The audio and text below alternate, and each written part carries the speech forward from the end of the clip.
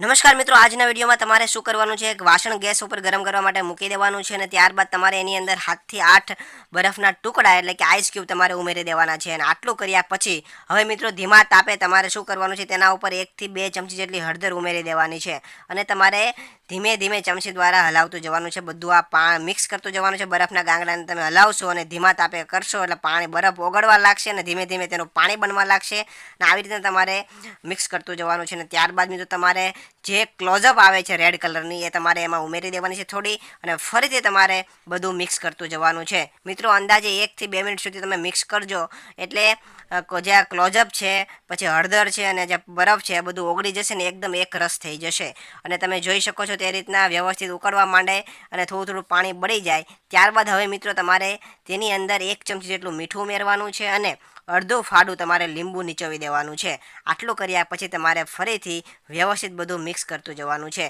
તમે અંદાજે લગભગ 2 થી 3 મિનિટ સુધી બધું તમે મિક્સ કરજો એટલે જે પણ વધારાનું પાણી છે બધું બળી જાય. અને મતલબ કે જે અત્યારે જે હાલમાં ક્વોન્ટિટી છે દ્રાવણની એ થોડી ઓછી થઈ જાય અને જે દ્રાવણ છે થોડું ઘટ્ટ થઈ જાય ત્યાં સુધી તમારે એને ગરમ કરતું રહેવાનું છે. એકદમ પાણી ઉકળવા માંડે અને તમને એમ લાગે કે હવે પાણી બધું બળી ગયું છે, થોડુંક જ પાણી રહે અને આ દ્રાવણ છે એ ઘટ્ટ થઈ જાય, એકદમ જાડું થઈ જાય ત્યારે તમારે ગેસ બંધ કરી દેવાનો છે. અને હવે તેને મિત્રો આ ગેસ બંધ કરી દેવાનો છે અને એક અલગ વાસણની અંદર અથવા ગ્લાસની અંદર તમારે આ પાણીને લઈ લેવાનું છે. હવે તમે જોઈ શકો છો એક ગ્લાસની અંદર સંપૂર્ણ હળદરનું પાણી ભરાઈ ગયું છે. હવે મિત્રો તમને જણાવી દઉં આનો ઉપયોગ. હવે જ્યારે તમે સ્નાન કરવા જાઓ ત્યારે તમારે આ પાણી છે એનો ઉપયોગ તમારે સ્નાન માટે કરવાનો છે. એટલે કે તમારા શરીરે આ લેપ લગાવવાનો છે વ્યવસ્થિત અને ત્યારબાદ તમારે ધોઈ નાખવાનું છે શરીરને ઠંડા પાણીથી મસ્તનું તમારે સ્નાન કરી લેવાનું છે. જેના કારણે તમારા શરીરની જે ગંદકી હોય છે ઉપરની એ બધી દૂર થઈ જશે. આ ઉપરાંત તમારા શરીરની અંદર એક પોઝિટિવિટી આવશે, એટલે કે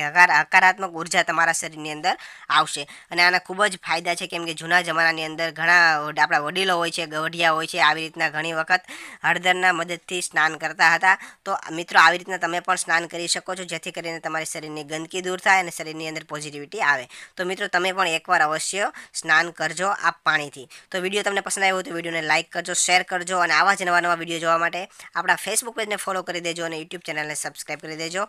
ધન્યવાદ.